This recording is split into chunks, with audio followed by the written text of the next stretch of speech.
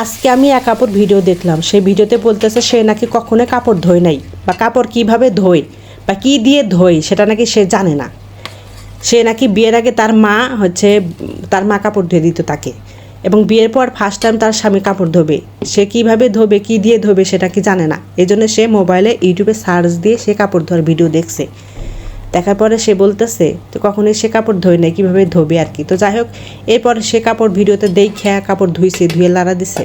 এখন আমার কথা হলো কি, আমরা যখন মায়েরা কাজ করি, একটা 2 বছরের বাচ্চা 3 বছরের বাচ্চা মায়েরা কাজ করে, ওই পিছে পিছে ঘুরঘুর করে বাচ্চারা।